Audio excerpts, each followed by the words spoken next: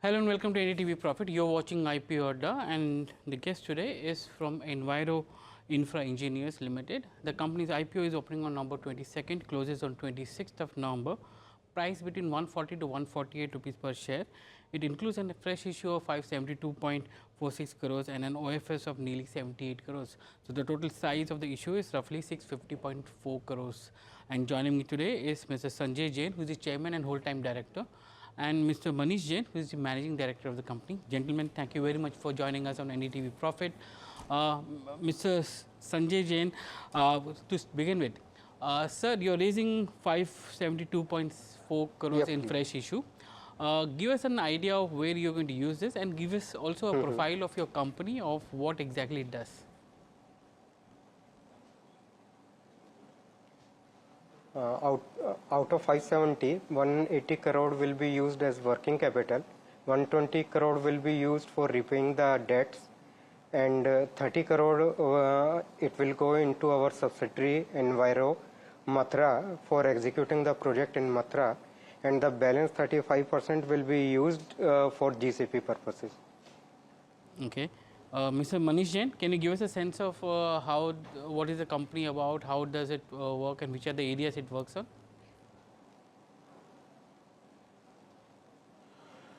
Let me introduce my company. Basically, at Enviro Infra Engineers Limited, we are into water and wastewater treatment, into WWTPs and WSSPs. So the segment is this design, construction, erection, testing and commissioning of sewage treatment plants, common effluent treatment plants, water treatment plants, along with supply schemes, sewerage schemes and water supply schemes. So the company derives its strength in having the in-house design team and the in-house execution capabilities. We are backed by an engineering team of 180 engineers. We ourselves, myself is chemical engineer, our chairman Mr. Sanjay Jain is a chemical engineer. So process design is our USP, and we are keeping the entire control on the process design, followed by the structural designs, electrical, mechanical, instrumentation, automation designs, which are done in-house. With this, we are able to give most viable and most economical solutions to our end clients. We are having a diversified portfolio. Right now, we are working throughout India. Presently, we are available in 9 states, and with our earlier executions, we have worked in 11 states throughout India. So that gives our portfolio a diversified portfolio. We, since design is our key strength, so that use of advanced technologies, giving some addition to the plants which we are designing, so that always remains our USP. The execution capabilities of company is in-house, so we are not depending upon the subcontractors, and that way, based on our own skilled manpower and our own machinery, we are able to execute the projects in time. Further, giving addition, we are more concerned on waste to energy. Sustainability is one of the key areas where we are focusing on. Regarding while we are designing the plants, we are using this providing any solar power plants or generating biogas and converting this biogas to either CBG or power plants. So that gives additional revenues to the company. There can be a bit higher capex, but ultimately the life cycle cost of the plant that substantially reduces, which gives a strength, and the ultimate life cycle cost is reduced, which ultimately gets reflected in the higher success ratio of the company. The success ratio of the company for the past 3 years on an average is 37%, And for last year, it has been a phenomenal 58%. But averaging for the last 3 years, it has been 37%, which to our understanding is a very, very healthy success ratio. We have maintained very good financial performance during the past 3 years, and our EBITDA margins have remained at a level of somewhere around 24%. Mr. Jain, if I can come in here. June quarter numbers, yes, please. You know, you are into construction and operation and management of water and wastewater treatment plants and water supply systems. Give us a sense of the kind of order book that you have, and also because your projects are much more linked to the government schemes, which would be like the Amrut scheme or the Namami Ganga or Gange or Jal Jeevan Mission. Give us a sense of the kind of opportunity that opens up for you.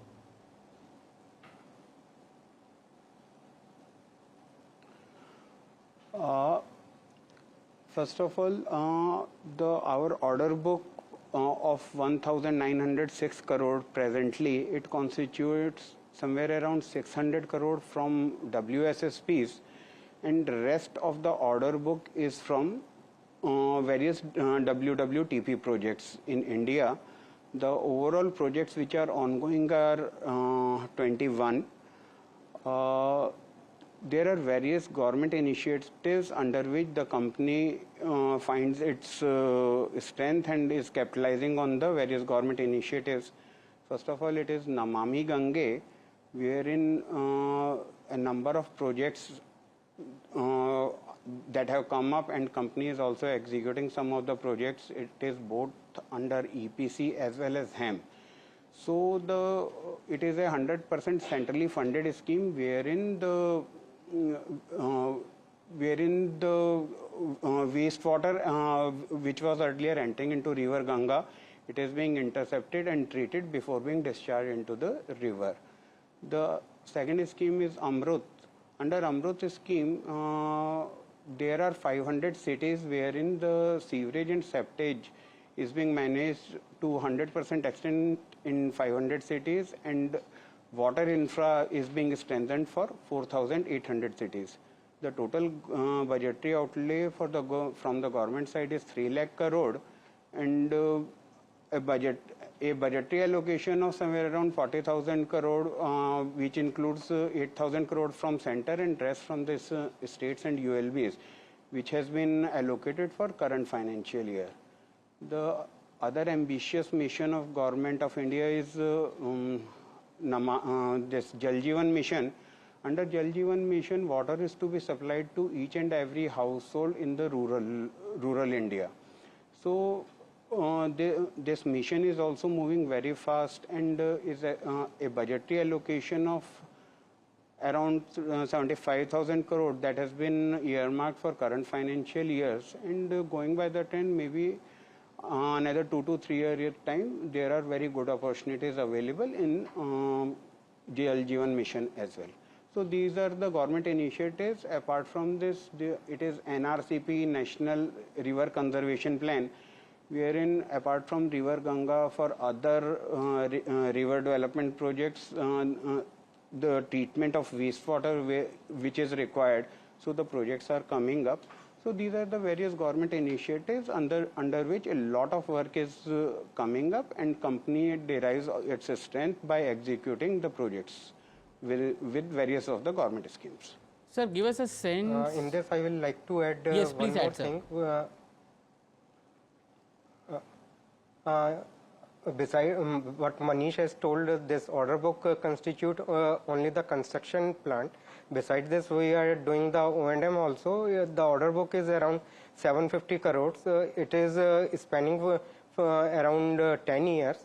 And besides this also, we got one more project in Saharanpur. It was awarded to us in July, and the order size is 267 crore. And this project was awarded to us under HAM, hybrid annuity model, where 40% will be provided by the government and 60% will be financed by us. Okay, sir, give me a sense of the kind of tendering that has happened so far. has happened so far, especially in all the projects, because I was looking at your RHP and in Q1 there were hardly any tenders that has come in.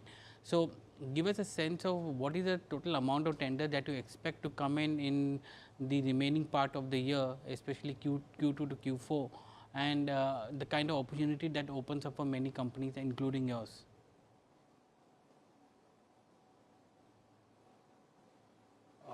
First of all, I would like to emphasize that the order book of the company is 1906 crore, which was at the start of the 1st July. So, if we see the top line of the company for FY24 was 738 crores. So it is almost 2x the order book. So we are sitting on a very healthy order book. The first half of this financial year, there were general elections in India, so the schemes were not being rolled out. A number of projects which are just on the anvil, and the tenders are being invited for these projects, and definitely will be bidding. And based on the success ratio of the company in the past, we are quite hopeful that our order book will continue to remain very healthy. The 1900 crore order book that you have today as we speak, what is the timeline to execute that order, and how do you do a revenue recognition for these orders?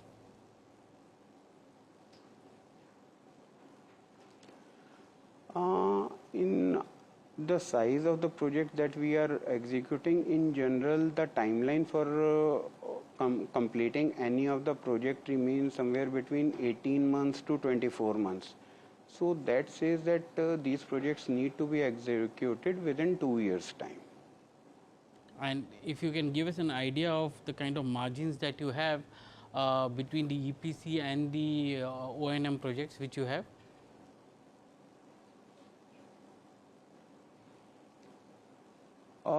If you look at our EBITDA margins, our margins for the last 3 years on a continuous basis have been consistent, and in the EBITDA margins are in the range of 24% for all 3 years, with slight changes in the slight changes. The operation and maintenance projects definitely have higher margins. The operation maintenance in any of the project is between 3 to 5% of the execution cost. So operation maintenance definitely derives higher margins. Then HAM and common effluent treatment plants are having higher margins. EPC of STPs. Basically, the innovations that we are doing in our projects, it is based on that waste to energy. We are installing solar power plants in our projects the way we inbuild, because these are all power intensive projects.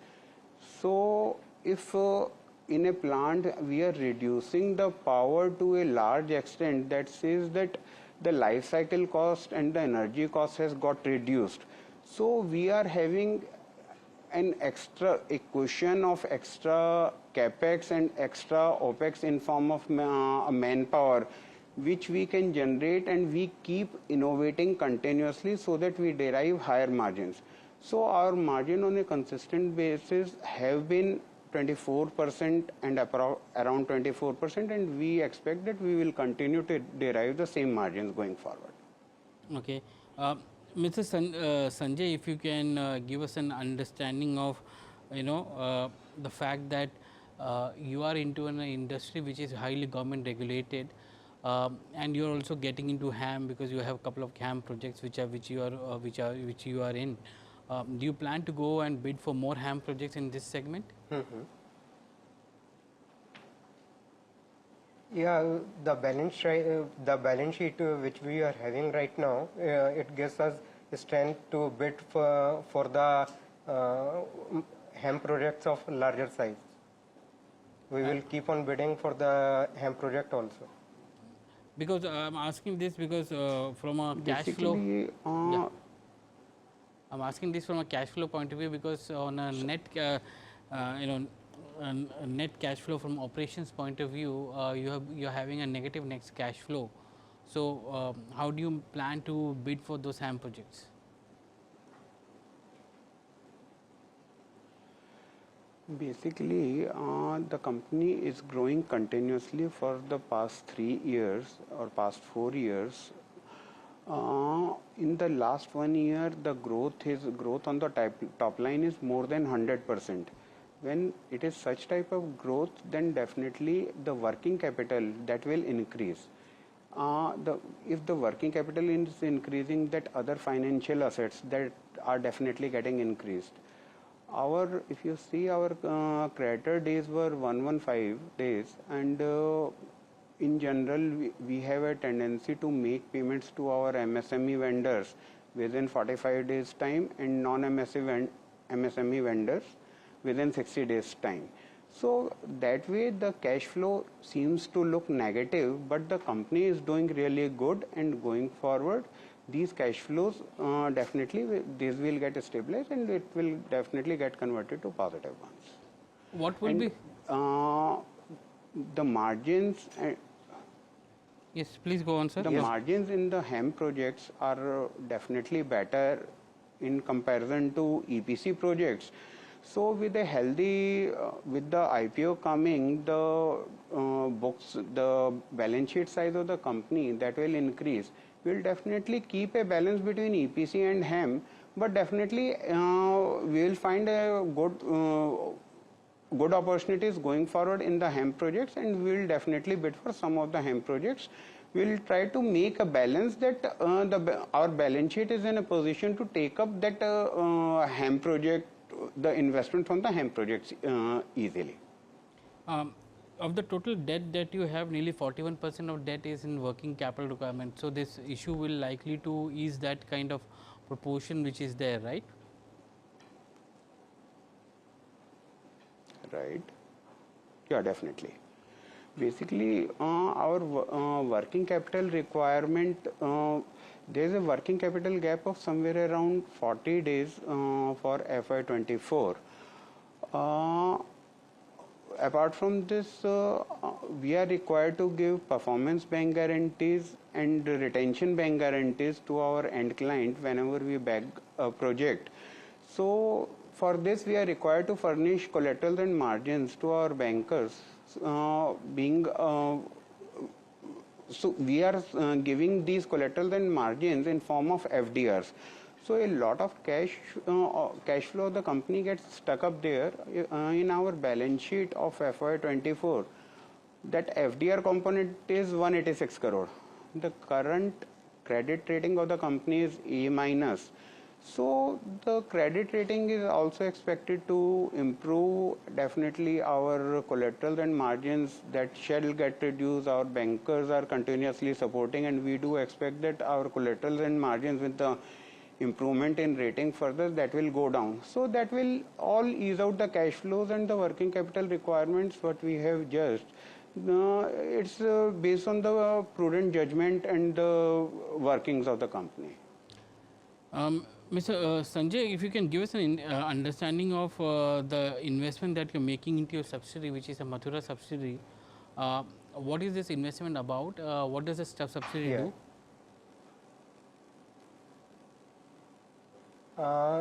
This subsidiary in Mathura, basically we have created a SPV. We got one project from NMCG. It is National Mission for Clean Ganga, and the final executing agency is UP Jal Nigam Mathura. This project, it is under HEM, hybrid annuity model. 40% fund will be from the government, and 60% fund has to be bought by us. There we are making this investment of 30 crore for executing this project. Already we have executed one project in Bareilly under HEM, so we are quite confident that we will execute this project well within the time. Mm-hmm. Also give us a sense of, you spoke about... I would like to add that... Yeah.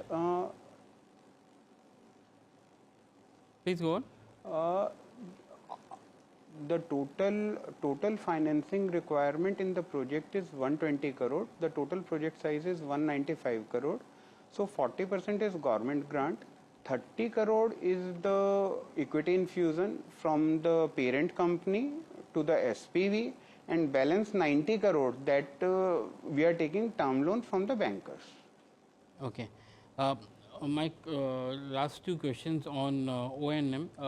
How do you see O&M constituting or contributing to your revenues? What portion of your revenues will going forward O&M be constituting?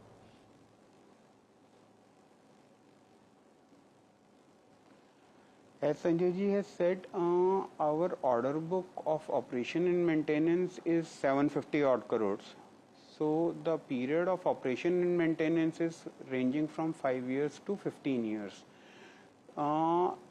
If you see our operation and maintenance revenues, it is between 3 to 5% of our construction or executing revenues. So this is the size. 3 to 5% is the operation and maintenance revenues per year, on a per year basis from the execution projects. So the percentage is likely to remain the same. However, the project, as we are executing the projects and the executions are moving very fast, so the operation and maintenance revenues as a figure, yes, that will go on increasing continuously. Final question, you are also looking at inorganic growth opportunities. Is there a specific area that you are looking at?